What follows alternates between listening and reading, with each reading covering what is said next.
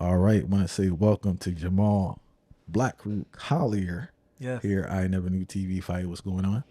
Everything, brother. It's an honor to be here. Thank you for having me, for sure. Serious thing for those unaware. Jamaal is an MC, beatboxer, poet, master teaching artist, actor, author, and host who hosted Grounds with My Brothers and Sisters, who just released his book, Bearded Thoughts, Affirmations, Mantra, and Stray Hairs of Wisdom. Also, he was my athletic Athletic trainer. athletic trainer during my Yeah. basketball days. So the brethren really know me very well. So glad to have you here. We want to get right into it, right? There was a quote in your book that said, "Don't waste your opportunity waiting on an opportunity." What does that statement mean to you, and how can people avoid falling into that trap? Oh, well, the beauty of you asking me that was one of the first quotes I ever quoted myself with. I did that back in, I want to say in college. And I remember college just being an opportunity for networking and advancement. And I realized the hustle of being at a university, right? And when I saw that, I said, oh, wow, being in the classroom really isn't the reason I'm here. Me being here is to see what the world looks like outside of this microorganism of the educational system. And I'm like, oh, okay, I got a chance to see what politics look like. I got a chance to see what redlining look like. I got a chance to see what systemic oppression look like in the college level, in a small level where I could still kind of see where it comes from and how it moves. And when you get into the quote unquote real world, you don't know who's pulling the strings in some cases. But to get to your question, I had a chance to really see, okay, there are so many things that are right in front of your face. When people say, what's another quote? Don't miss the forest for the trees, right? If you're standing in a space and you're here, you have an opportunity.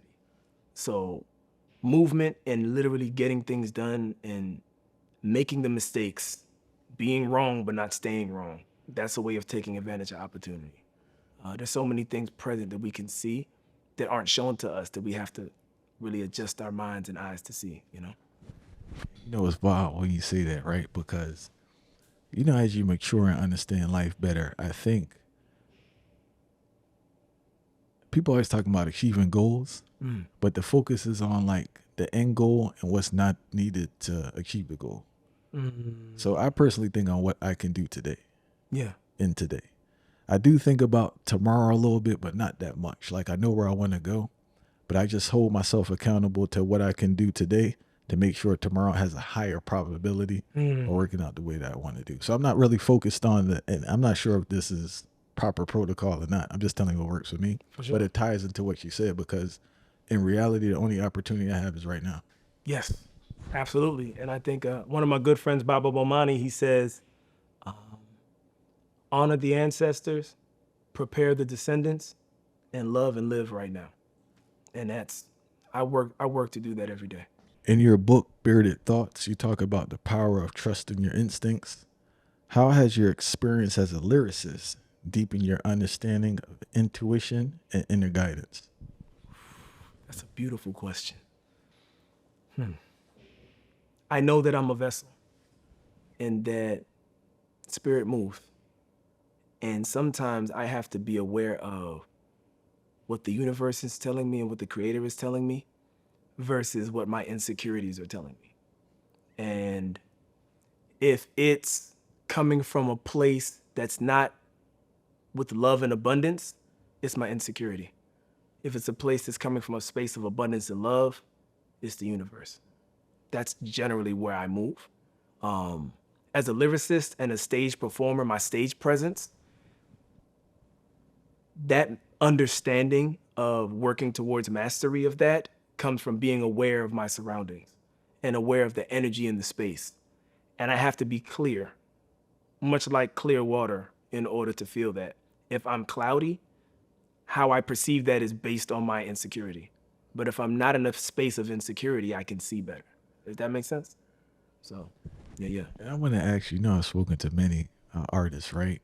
And many of them say like they never really wrote a lyric, they just come. What are your thoughts about that? Do they just come? Do you fight and try to write lyrics, or like do they just come?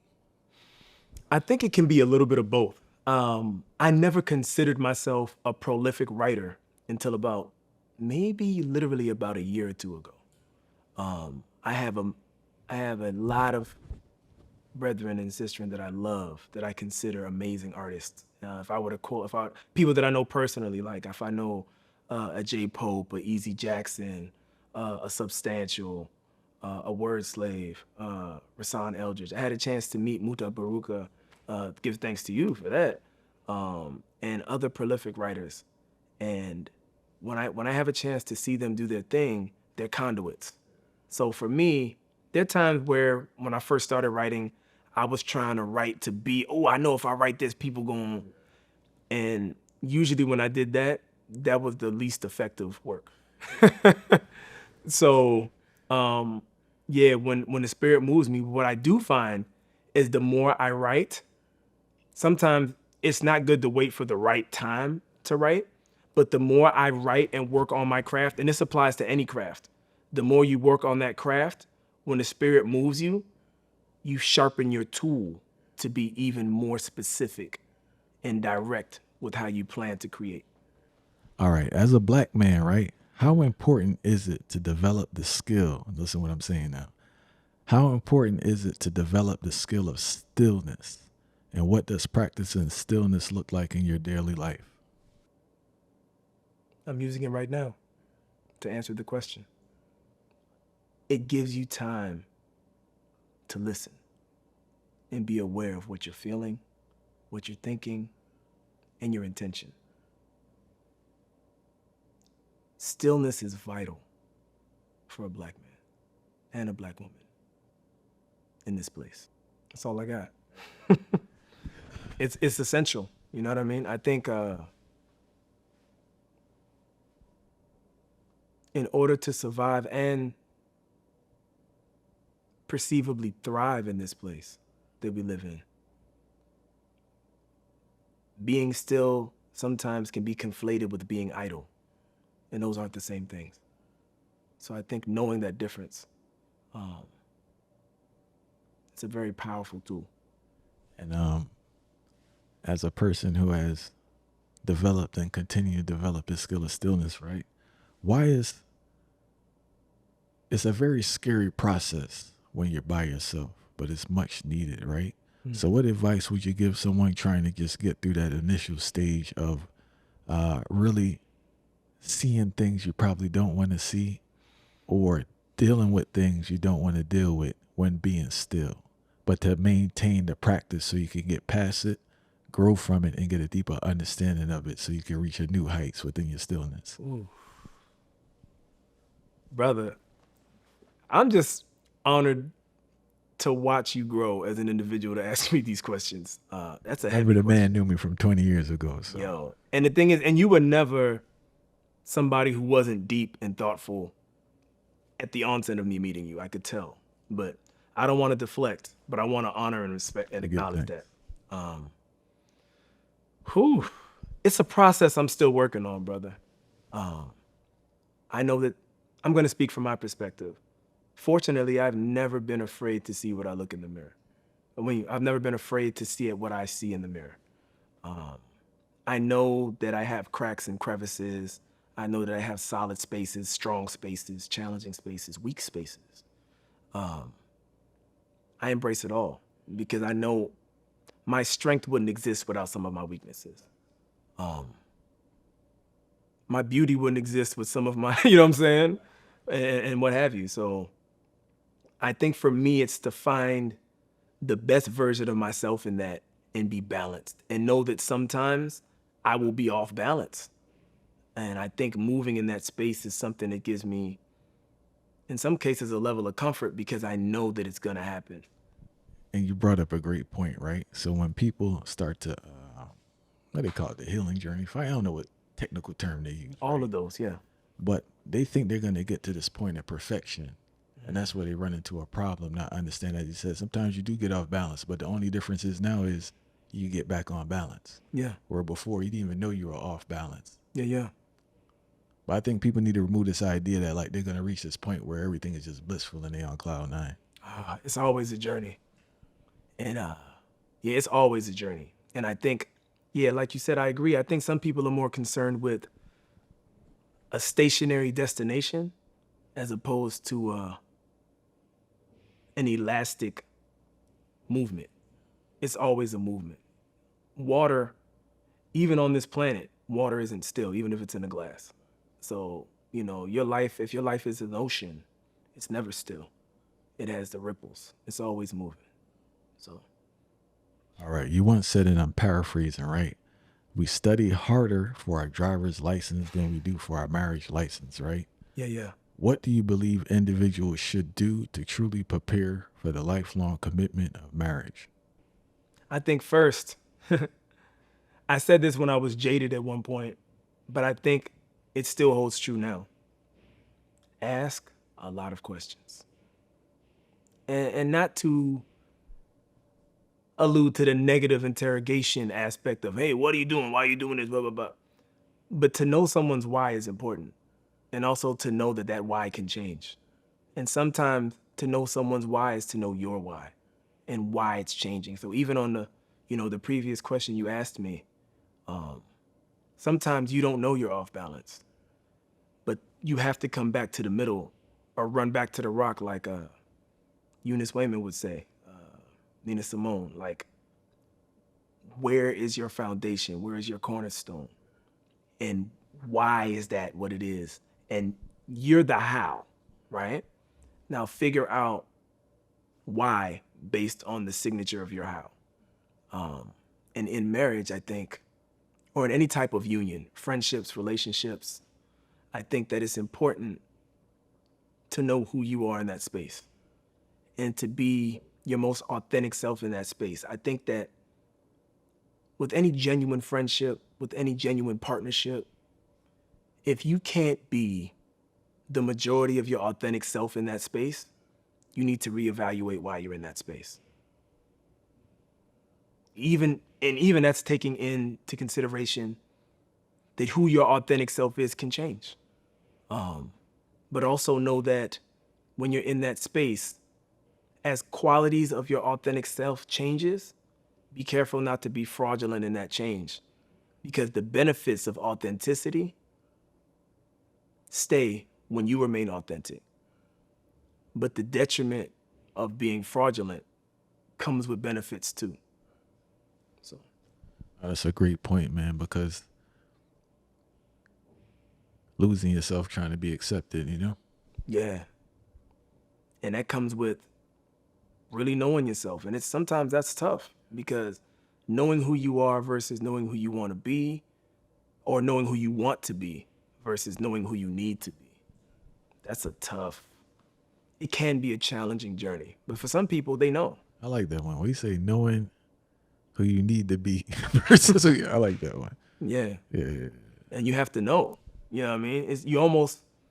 You feel it. You know what I mean? It's like, it's easy for trees because they don't have to think about it. Like, there's no tree that's like, I want to be a kitten today. I want to be a chair today. I mean, well, technically, some trees are chairs, but I don't think they wanted to do that, you know? So, All right. When we talk about accountability, right? People often emphasize keeping your word to others, but what about keeping your word to yourself? Why is that step so essential, especially for men? Keeping your word to yourself, because what I notice is that a lot of brothers have a lot of trust issues, right? Because of obviously experiences. But then there's the internal part, because you've been lying to yourself so long. You don't trust yourself, so how can you trust others? You've been saying you're going to do this, you're going to do that, but you haven't done it. And I think we need to acknowledge that with the trust issues. Because we talk about trust issues, we usually talk about some molestation or something, some parents. But we don't talk about the role we have where we don't trust ourselves. And that leads to us not trusting others, you know? brother Nuri Muhammad I just listened to something he had said on an IG reel recently, but he was speaking about relationships. If your lady is smiling, you could tell that man is doing what he needs to be doing. I'm paraphrasing, so forgive me, but if that lady's not smiling, that man is doing some things that might not be honorable in their relationship. And we can take that a step back or a step singular to be like, me as an individual, how does my heart feel based on my actions? If my heart's smiling, I think it's based on a quality of discipline that I'm moving with and a level of steadfastness. And I think that, yeah, you got to try some things out to see how you trust yourself. And it's easy. I think in some cases, it's easy to not hold yourself accountable when it's just you. Sometimes I think it's easier to let yourself down if nobody knows what your goals are. So if you know what my goal is, so for example, I think I had mentioned to you that I was working on a book a year ago, right? And you didn't really ask me too much about it. But anytime I tell a couple of people that I trust, and you're one of those people, and you're like, hey, what's up with that book? Yeah, I'm still working on it. You know what I mean? But that goes with a lot of different things in how you move in life. How does your support system, how does that wise counsel that you have around you lift you up? And also check you. Because when they're lifting you up, it's like they're looking under the hood, right? So they're lifting you up to exalt you in a positive light. But when you're lifting somebody up and they're in light, you can see their cracks. You know what I mean? And I think it's important when you are in those moments of stillness to look at yourself and really see who you are. What advice would you give to brothers out there who struggle with discipline? Oof. Start with something small. And I've heard many wise people say that. So I would like to believe that I have wisdom that makes sense. I say things that make sense from time to time, and I have my moments. Start with something small and be consistent. I like to call it, well, this was a name that I heard, so I'm not making it up myself. Well, I mean, technically nothing's made up. Well, everything's made up technically, but daily non-negotiables. Find something that you will do every single day. It could be small.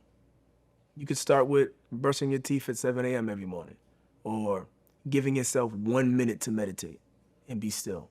Because for some people, meditating for 5, 10, 15, 20 minutes is unreasonable for them because they've never done it.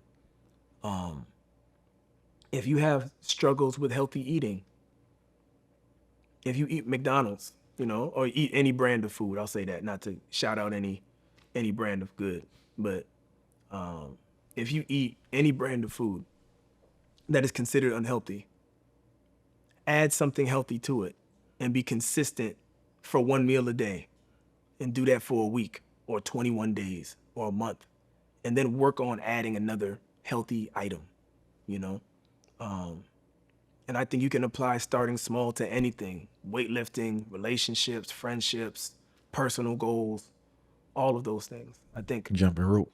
You said what? I said jumping rope. Jumping rope. Yo, you read my mind. I remember watching you jump rope in basketball practice, and you did it so effortlessly. And in my brain, I always have a competitive mind, but for positivity. So in my brain, I was like, yo, I'm gonna skip rope like that. So I got some rope. I went to some store, bought some rope, did not do it how you was doing it, but I kept at it. It took probably about half a year. And then I realized my speed was picking up. So then I started crossing. Then I started, I remember you always started with this and boom, boom, boom, when you was right into it. And then when you did the switch of your feet, I said, okay. And then I remember taking some boxing lessons and seeing that. And that helped me because I was already doing them. So yeah, but I think little by little every day. And I learned something one time when I was chopping wood, chopping down a tree. Sometimes as a man, when we're doing the work, you don't realize how much work you're doing until you look at it. Facts. You know what I mean? And sometimes your insecurity, you'll look at it at one angle and think you're doing nothing. Perception off, fire. Yeah, so you got to step back and look at another angle. And oh, that's a deep V. I've almost chopped it down. You know what I mean? You got to keep going. And then it'll get to that point where you got The V is right here, and you need this to get rid of the thing. You're right here. You got to keep chopping. But if you're staying steady and consistent, you get to where you need to be, little by little. And it's funny because the closer you get to the goal sometimes, the more work you feel like you got to put in. And it feels like I'm never gonna get it. And then you wanna stop sometimes. And sometimes your body tells you, it's cool. You can let yourself off the hook. You good. Go ahead, quit. It's good. How was that with the book when you reached that point? I know you reached that point with the book. Where was that point in the book, and how did you break through? My breakthrough was my daughter. And I remember the Honorable Minister Farrakhan said, nobody will test your metal like a woman does, right? My daughter, I remember talking on the phone because I had a goal to do this book years ago. Well, it didn't look like this, but I remember I had a goal to do it. And I stopped. I wasn't doing little steps. I wasn't doing anything. I was just talking about it, which is good because I kept it on my mind. I kept it at top of mind. And that could be very fruitful with the work. And here comes the work. So I got off the phone with one of my friends. I mentioned, I'm about to do this book. And then I got off the phone. And my daughter said, Daddy, you're going to do a book? And I said, yeah. She said, oh, okay. I thought you were just talking about it. I didn't know you were actually going to do it. That's cool. That lit such a fire under my ass, man. I'm in my bed. Can I say that? Oh, that lit such a fire under me, bro. And I said, I am not going to allow my daughter to see me talk all this about me making something and not make it. And it's funny because I had reached out to other people to hold me accountable, but nothing held me accountable like hearing my daughter think that I was full of foolishness. And I was like, nah. And for some people, it could be somebody else. It could have been something you might have seen on TV, but it lit a fire under me. And I said, before the end of 2025, this book will be finished. Or at the least, I will have the graphics laid out. I'm gonna know what it's gonna look like, this, that, and the third. And I just didn't stop. That happened in the winter, like November of 2024, when I had that phone conversation. And the universe conspired with me to make sure that this happened. And it's very important that your children see you complete stuff, because all the talking, fire is the example. Like, because one, the greatest thing I think with the example is that they see stuff can be done. Yes. That's like the biggest barrier. Like, all right, this could be done. 'Cause I saw my pops do it. And I like that they see when things work out and when things don't work out and you get back on your feet. Yes. So that's natural to them now to say, hey, I saw this man do it, didn't work out, but I saw him doing it again. So I think that's why it's very important for your children to see you doing stuff. Absolutely. I agree 100%.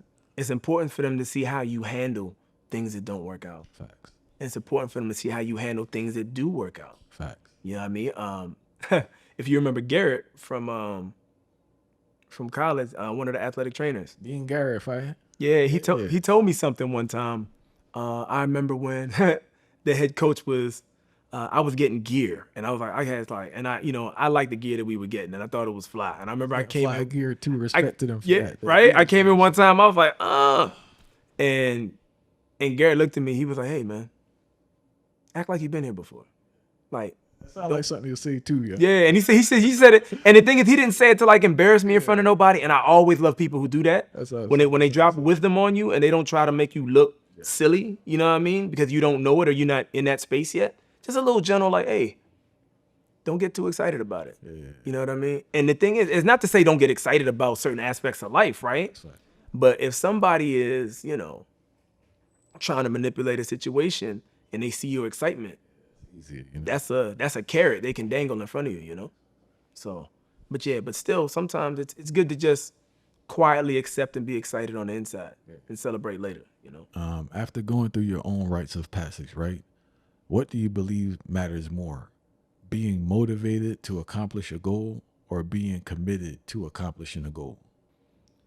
A motivation is an infomercial. If you remember years ago, they had the thing, what is it, the ShamWow? It's a hand towel, right? But if you saw it, or the exercise videos, or the jewelry, or the cooking, the cookware, something, or whatever it was, a household item, and you're really excited about, oh, that works really good. I'm gonna buy a whole bunch of those.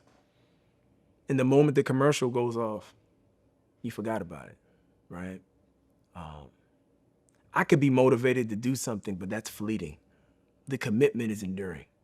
The commitment is what lets you know where your discipline is, right? So I'm not always motivated to raise my children. And that's something I could be honest about. But there's never a time I'm not committed, ever. And those are two different things.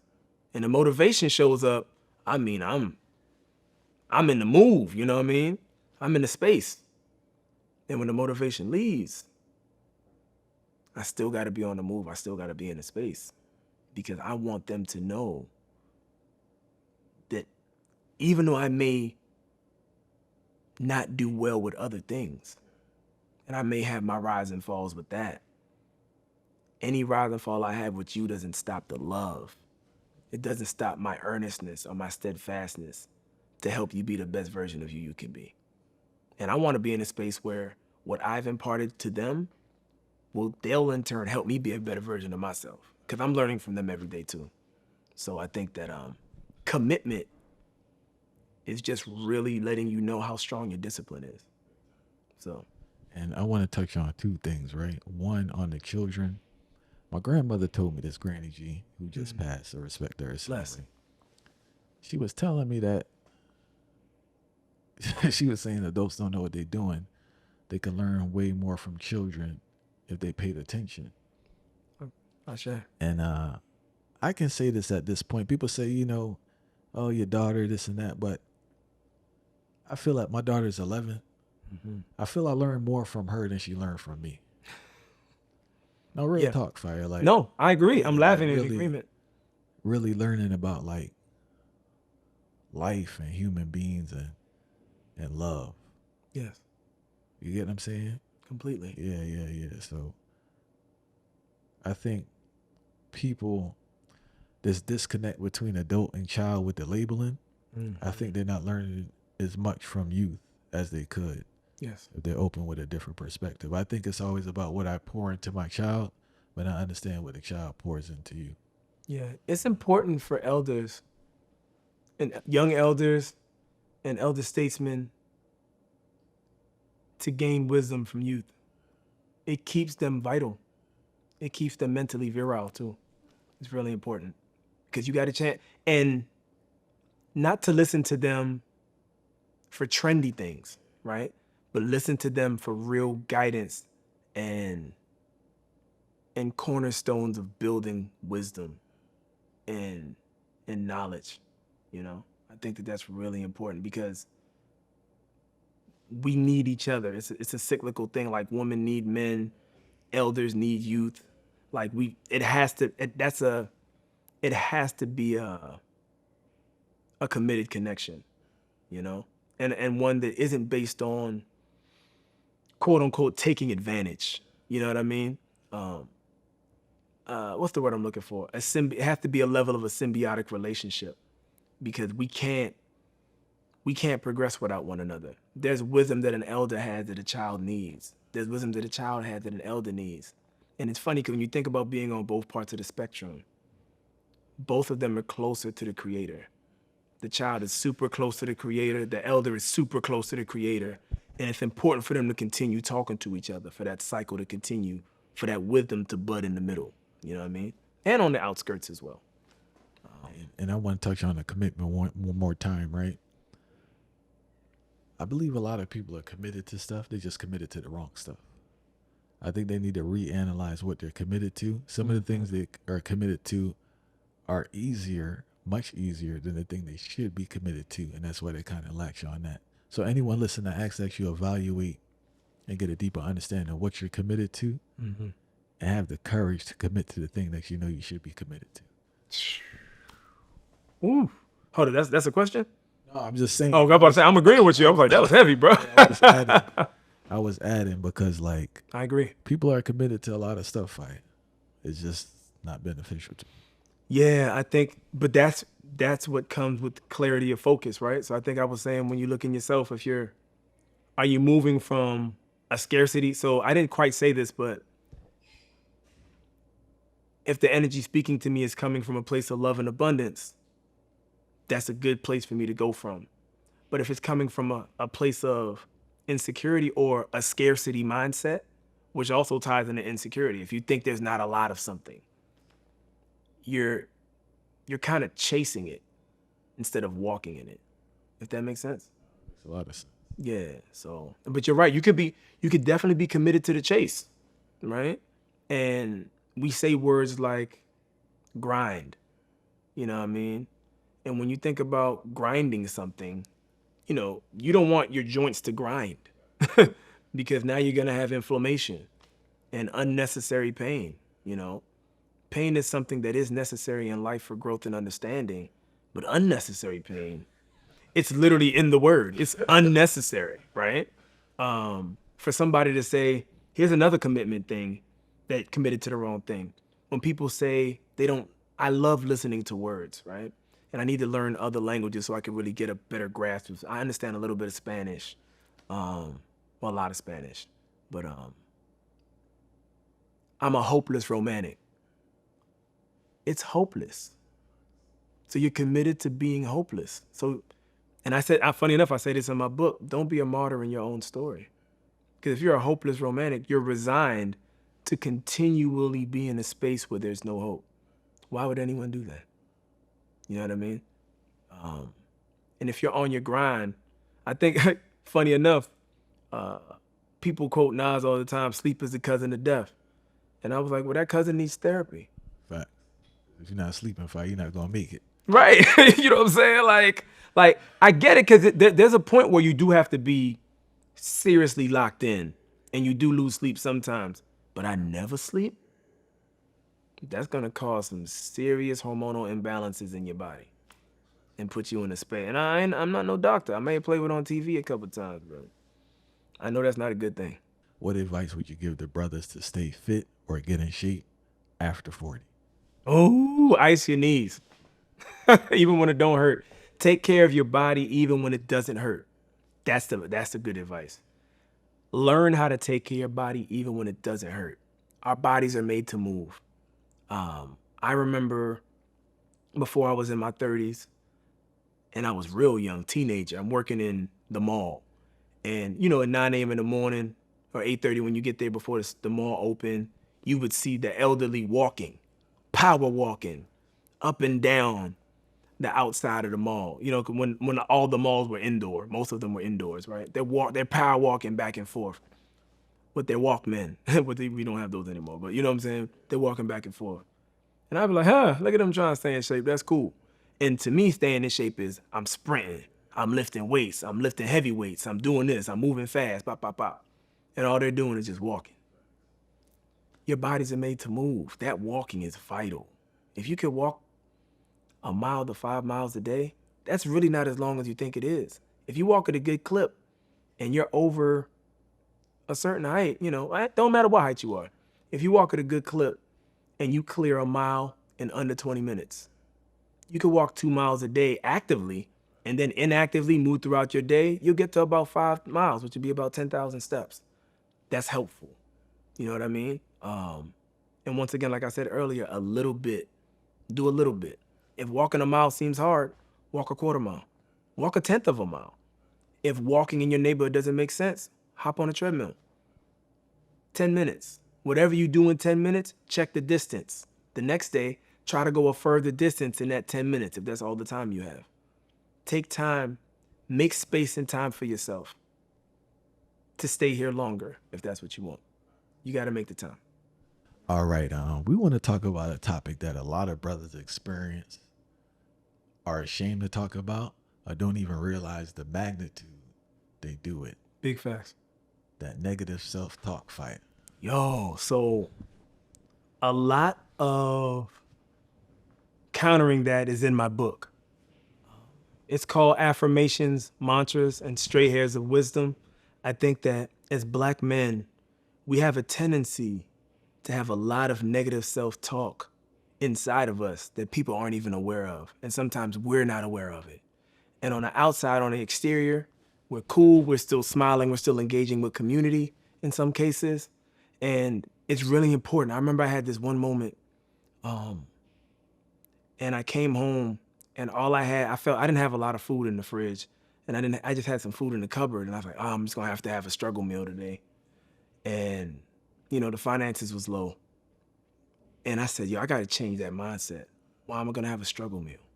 And I looked in the cabinet and the cupboards, all my spices were there. I had 3 different types of beans. I had fried, I had red onions, I had scallions, I had a whole bunch of things. I said, yo, instead of making just one meal that'll last me one meal, why don't I just make a full dinner? So I ended up making a vegan chili with what I had. And I didn't just feed myself for that one meal. I fed myself and my family for the next 3 days. Just because I changed the mindset, oh, I'm gonna struggle. I'm telling myself I'm gonna struggle. What am I doing that for? You know what I'm saying? So I said, no, I'm gonna eat good. And when I changed that from I'm gonna struggle to I'm gonna eat good, it went from one meal to 3 days. You know what I mean? So I think that this book hopefully will help provide tools or make people who read it be aware that they already have tools at their disposal within themselves to just shift their way of thinking. And I think that negative self-talk, even though it's done in private most of the time, it's actually learned behavior from other things, how we interact with each other, Absolutely. how we speak about each other. Because depending on the region that you're from, we call it hiking in Jersey. I don't know if they call it now. Fire. I was really analyzing the things people say to other people and the harshness of it. And when you analyze it, not only do you not love yourself, you have such a disdain for anyone who looks like you. Cause I'm not a joke. Fire, you know me, I'm not like a joke person like that. I don't joke with people. But Yeah. listen to how like dudes used to joke on other people and like the harshness and the meanness of it and the intention of it. Yeah. Yeah. And It's you grow up around that. yeah, You talk to yourself in that same manner, not realizing it. Yeah. I think there's a piece in my next book Is it one of that I'm gonna write. That I've already written called Born on a Sunday. And there's a time when I remember I was in elementary school and there was a young lady. Her initials are MJ, funny enough. I'm not gonna say her name publicly, but she hurt me with her words, right? And it was very intentional. And the crazy thing is, I don't know if my memory is coloring it a certain way, but I feel we were the only 2 people in the classroom for real.